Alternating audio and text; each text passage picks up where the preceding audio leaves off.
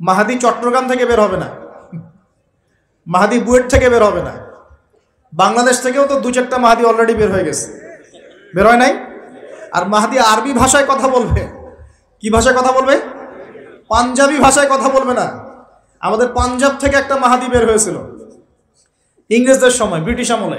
সে বলেছে আমি মাহাদি, আমি ঈসা, নাউজুবিল্লাহ। পরে দাবি করেছে সেই নবী। আর বাংলার মাটিতে এদের দাওয়াত এখন খুব জোরে জোরে চলছে।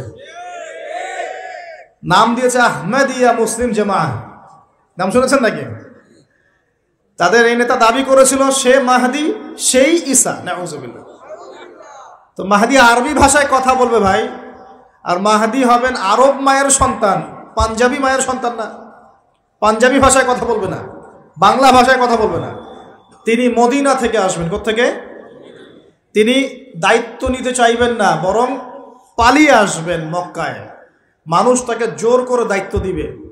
আপনারা যারা হজ করেছেন, কাবা ঘরের এই যে তাওয়াফ তো করেছেন মাশাআল্লাহ, তাওয়াফ এবং এই যে আপনার মাকামে ইব্রাহিম, এর মাঝখানে ইমাম মাহাদিকে তারা পেয়ে যাবে এবং সেখানে তার হাতে বায়াত নেওয়া হবে এবং তিনি মুসলিমদেরকে ঐক্যবদ্ধ করে এই জুলুমের এগেনস্টে যুদ্ধ করবেন ইনশাআল্লাহ। বিশ্ব এখন অনেক কিছু দেখা বাকি আছে, হতাশ হবেন না।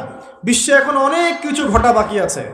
মহামারী হয়েছে, জালজালা হবে, আল্লাহ পাকের আযাব গজবগুলো আসবে, নৈতিকতার অবক্ষয় হবে, জুলুম বাড়বে, ঘরে ঘরে ফিতনা ছড়িয়ে পড়বে।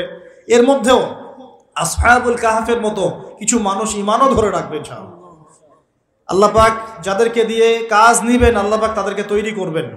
নতুন প্রজন্ম আল্লাহ পাক নিয়ে আসবেন। কোরআনকে কেউ মিটিয়ে ফেলতে পারবেন না।